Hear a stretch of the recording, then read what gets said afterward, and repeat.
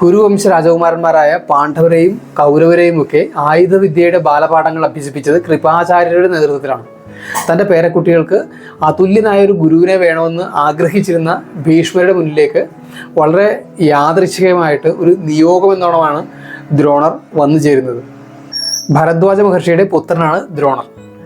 ഭരദ്വാജ മഹർഷി തൻ്റെ ശിഷ്യനായിട്ടുള്ള അഗ്നിവേശിനെ ദിവ്യായുധങ്ങളെക്കുറിച്ചുള്ള സർവ്വ അറിവുകളും പരിശീലിപ്പിച്ചു. ഈ അഗ്നിവേശ മുനിയിൽ നിന്നാണ് ആഗ്നേയാസ്ത്രം ഉൾപ്പെടെയുള്ള ദിവ്യായുധങ്ങളുടെ പരിശീലനവും പ്രയോഗവും ഒക്കെ ദ്രോണർ സ്വായത്തമാക്കിയിട്ടുള്ളത്. ഈ ദ്രോണർ എങ്ങനെയാണ് കുരുവംശത്തിൻ്റെ ആചാര്യ പദവിയിലേക്ക് എത്തിയതെന്ന് അല്ലെങ്കിൽ അതിലേക്ക് നയിച്ച സംഭവങ്ങൾ അതൊക്കെയാണ് നമ്മൾ ഈ ഒരു അധ്യായത്തിലൂടെ പരിശോധിച്ചു പോകുന്നത്. അപ്പോൾ ഒട്ടും തന്നെ സ്കിപ്പ് ചെയ്തു പോകാതെ വീഡിയോ പൂർണ്ണമായിട്ട് കാണുക.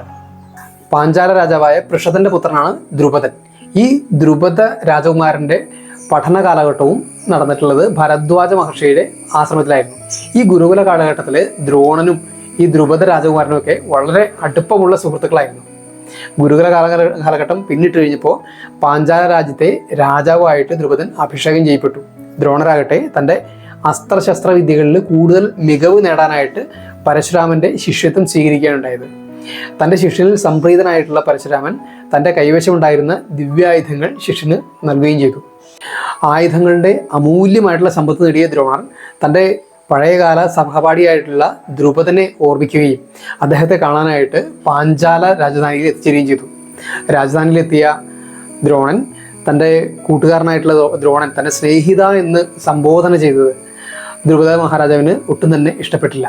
ഗുരുകുല കാലത്തെ ബന്ധമെല്ലാം അവിടെ കഴിഞ്ഞു എന്നും രാജാക്കന്മാർ ദരിദ്രന്മാരുമായിട്ട് ചങ്ങാത്തം കൂടാറില്ല എന്നും നിങ്ങളുടെ ബുദ്ധിക്ക് കാര്യമായ എന്തോ തകരാറുണ്ട് എന്നുമൊക്കെ പറഞ്ഞിട്ട് ദ്രുപദൻ ദ്രോണരെ ആക്ഷേപിച്ച് പറഞ്ഞയക്കുന്നു. ദ്രുപദൻ്റെ കുത്തുവാക്കുകൾ കേട്ട് മനസ്സാ ശപിച്ച് വർദ്ധിച്ച കോപത്തോടെ അവിടം വിട്ട ദ്രോണർ നേരെ ഹസ്തിനപുരിയിലെത്തുന്നു. അവിടെ ഹസ്തിനപുരിയിൽ രാജകുമാരന്മാരെ പരിശീലിപ്പിക്കുന്നത് ഇദ്ദേഹത്തിൻ്റെ ദ്രോണറുടെ ഭാര്യാ സഹോദരനായിട്ടുള്ള കൃപരായിരുന്നു. അവിടെ കൃപരുടെ വസതിയിൽ സ്വന്തം മകനായിട്ടുള്ള അശ്വത്ഥമാവിനെ ആയുധവിദ്യകളൊക്കെ പരിശീലിപ്പിച്ച് ദ്രോണർ കഴിയവേ ഒരിക്കൽ രാജകുമാരന്മാർ അവിടെ കൊട്ടാരത്തിന് വെളിയിൽ കുട്ടിയും കോലും കളിച്ചുകൊണ്ടിരിക്കുന്ന അവസരം അവർ കളിച്ചിരുന്ന കുട്ടിക്കോല് യാദൃശ്യമായിട്ട് സമീപത്തുള്ള കിണറ്റിൽ വീഴുകയുണ്ടായി. ആ സമയത്താണ് ദ്രോണറുടെ ഒരു വരവ് ആ ഒരു സ്ഥലത്തേക്ക്. ഈ കുട്ടിക്കോൽ എടുക്കാനായിട്ട് എങ്ങനെ തിരിച്ചെടുക്കുമെന്ന് കരുതി വിഷണ്ണനായിരിക്കുന്ന ഈ കുമാരന്മാരുടെ അടുത്തേക്ക് ദ്രോണർ ചെന്നപ്പോൾ അദ്ദേഹത്തിന് ചുറ്റും കുമാരന്മാർ കൂടി. ദ്രോണർ കുമാരന്മാരോട് ചോദിച്ചു, ഹേ കുമാരന്മാരെ, ഭരതവംശത്തിലെ കുമാരന്മാരുടെ വീര്യം ഇത്രയേ ഉള്ളൂ, ഒരു കുട്ടിക്കോൽ നഷ്ടപ്പെട്ടതിനാണോ ഇങ്ങനെ സങ്കടപ്പെട്ടിരിക്കുന്നത്?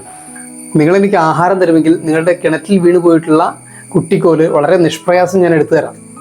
ഇത് പറഞ്ഞിട്ട് അദ്ദേഹം ചുറ്റുപാടിൽ നിന്നും നീളമുള്ള പുല്ലുകൾ ശേഖരിച്ചിട്ട് അസ്ത്രം കണക്കെ ആക്കിയിട്ട് കിണറ്റിലേക്ക് വീണ കുട്ടിക്കോൽ ലക്ഷ്യമാക്കി ഒന്നിന് പിറകെ ഒന്നായിട്ട് എയ്യുന്നു. അങ്ങനെ അത് നിഷ്പ്രയാസം പുറത്തെടുക്കുകയാണ്.